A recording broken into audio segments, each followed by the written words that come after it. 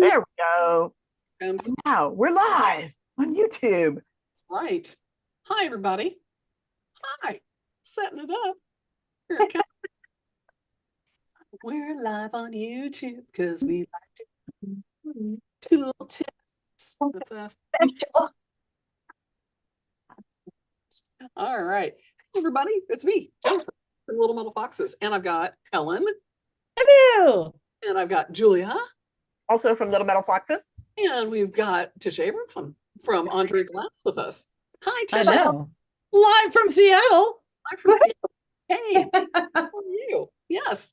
So we've got coming up on weekend, we've got the borosilicate class coming up. No, sorry. Yeah, maybe This coming weekend is Keum-boo. So this coming weekend is Keum-boo. So this coming Saturday is Keum-boo. And then next Saturday, a week from this Saturday, is Tisha's borosilicate burnishers class. so good. These babies, look at these deliciousness. I know they are fabulous. They're borosilicate. I know Helen made borosilicate burnishers too, right? I haven't made any yet, actually. You haven't? You need to get some. I know. Mine. I'll have to do. I already have some glass, the borosilicate rods, but they'll be opaque. So they'll be opaque. Nice. Yeah, I have opaque glass on hand. So expensive. Just buy some clear ones. Just order some from. Oh well, I have a pack since I don't use borosilicate a lot. I bought a small pack. Anyway, besides that. But so Julia, I know with your Keum-boo class, you were talking with Tisha about a burnisher, about specialized burnishers. Mm-hmm. You all worked out some really cool shapes. Can you tell us a little bit about why the borosilic is good for the Keum-boo?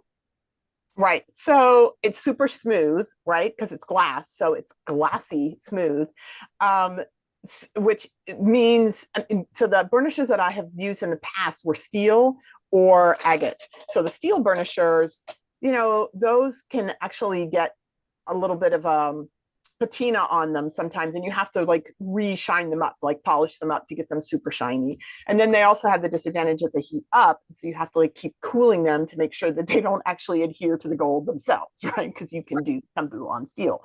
And then the agate burnishers are super smooth, which is great, but somebody had to polish them to be that shape, and so they're only a couple of shapes. Like I have a sort of bullet shape, and then I have a kind of a leaf, that one.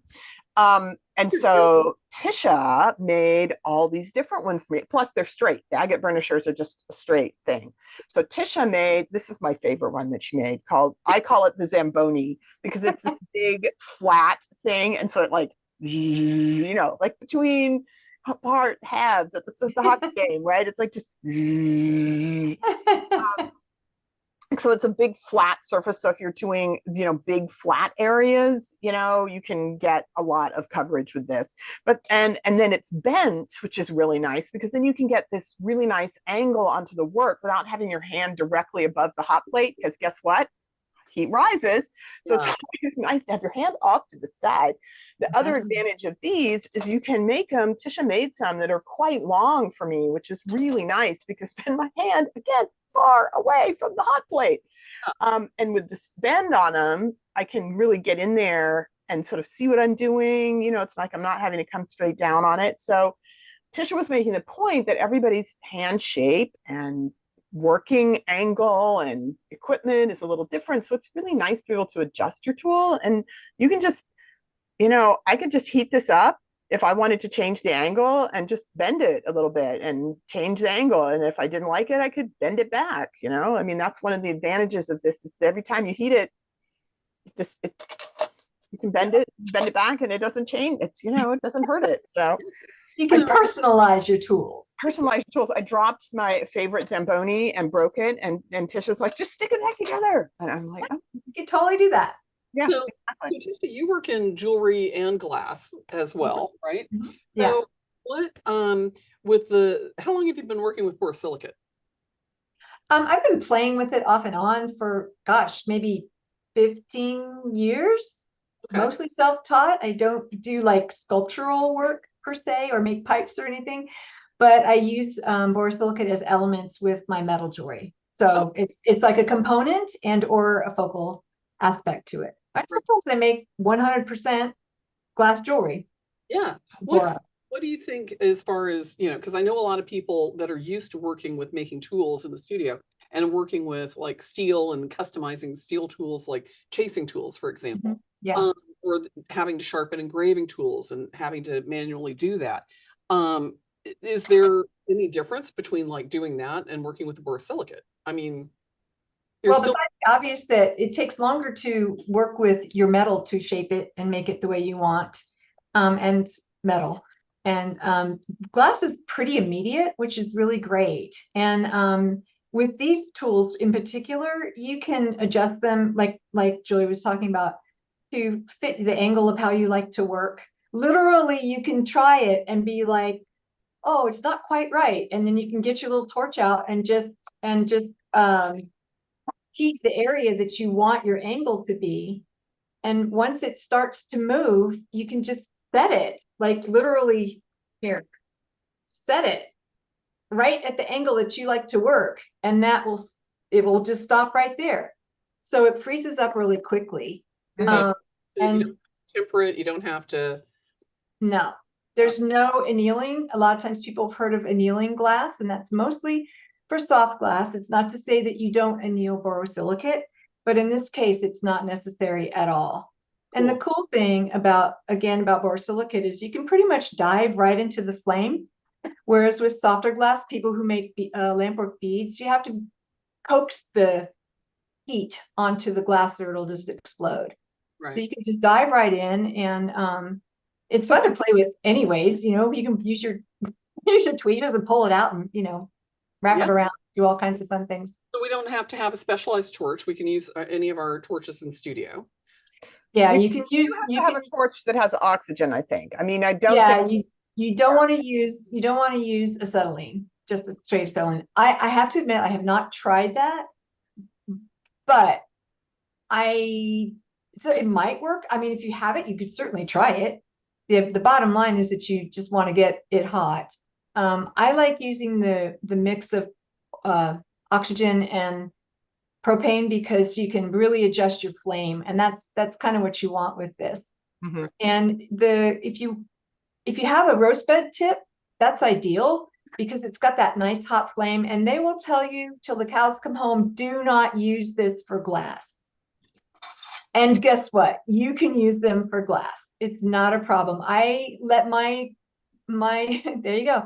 I let my torch tip run for probably 20 minutes, and it was not a problem. Yeah, I think is the reason that they say that because they're worried that the tip of the torch will melt? That's the only thing I can think of.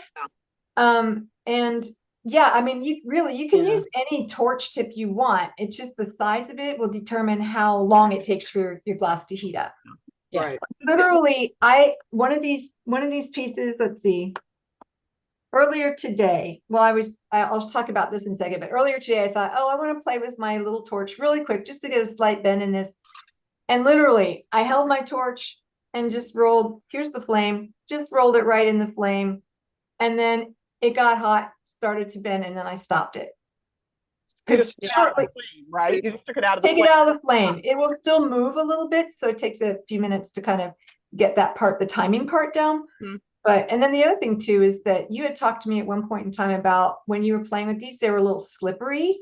Mm-hmm. So I played with spraying some tool dip on there. Okay. And now I haven't tried it to say whether I mean, honestly, wherever you put it, your hand is going to be, right? So it shouldn't melt. If it's melting, your hand is burning. Right. And it really works to keep it in place. The flesh you're going to smell your flesh burn. Exactly. Long before you use the plastic, your hand will barbecue. Could put it in a handle or something if you wanted to too, right? You could totally do that. You could totally do that. You know what you could also do is heat shrink tubing. Yeah, sure. Yeah. You just put heat shrink. You feel it's going to work for you. And blast it. Yeah, you can literally try, and you know, everybody has a different feel to how thick they want something. So you can use different diameters of rod. You can use 4 millimeter, 5 millimeter. And I have actually, oh, I guess I didn't bring it up. I have one that's just fat. I think it's probably an 8 millimeter. And it's great because you can really, you've got some handle on it, right? And so that's the cool thing, is you can be choiceful about the diameter if you want. So, So I mean, with this, not only can you do the bend, but it's insulating the heat, so it's not coming up the rod. exactly. But Does not travel up glass. you can put the bend in it, and you can shape the front any way you want, right? Yeah, you sure can. You can, I have several different shapes here. Here's the Zamboni. And again, so I actually even made a tiny Zamboni. So Oh. it's hard to tell that that end is flat. But, you know, if you need to get into a little corner, you can just pull a tiny tip, and I can show you how to do this in the class. You can pull a little tiny tip and then just heat it up a little bit more and press it down at the angle that you want your flat, you know, where your flat area that you're going to rub it in, even if it's a little tiny, and you can get that. So really cool. That's really and cool. if you drop it, or if, like I have on my bench, I have tile, or, you know, when I'm soldering and doing my glass, and, you know, if you accidentally drop it and it breaks, the tip breaks off, that's okay. Your tool's not ruined. You can just make it again, you know?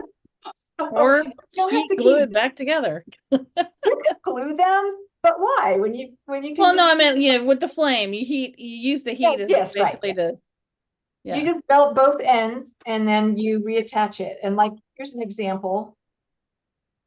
This end right here, that's an attachment point where I took 2 bits of glass, put the heat here, and then melted them together.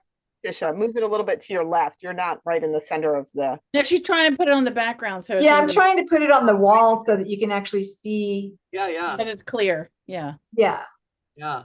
And you can see that little bump. That, you know, doesn't matter if you have that. But you could have 6 of those things. It's not going to make a difference. So if you have the glass that's too short, you can actually like join parts together. Or Absolutely.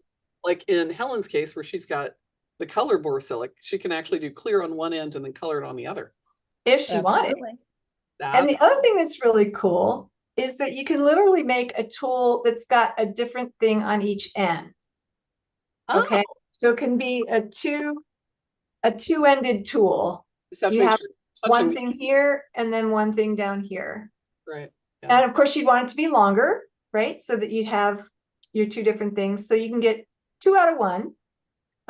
This one I chose not to have a bend in because I was just playing mostly with the tip. I'm not a Keum-boo artist, but I've played with these, and I have a good friend who has, and she's like, yeah, I like having a straight end and a, you know, curved end. Yeah. And as Joy had mentioned, I think on the Instagram, you can also, and I'll be demonstrating this in the class, you can also use a diamond grinding wheel. Like, so in one of the Little Metal Foxes videos, way back, Jennifer's video made that amazing little box with a little diamond wheel, and then it's perfect. It is perfect for this. So you can go back and you can refine your shapes, and then you would put it back into the flame to get the, you know, to remelt the surface so it's smooth again. Now, if you get it too hot, you're going to lose some of the crisp edges. But, you know, if you really need a super tight crisp edge, then you might want to use one of the agate burners, you know, that, because I've tried, you can make the little, I don't have it here.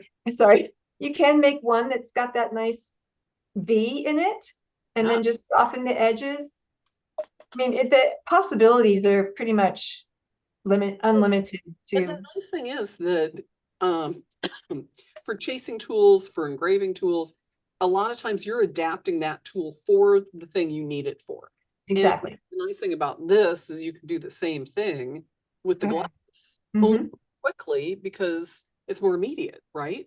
So if you need a burnisher that's wider, or you need one that's pointed, or you need one that's wedged, you can go in and shape the tip.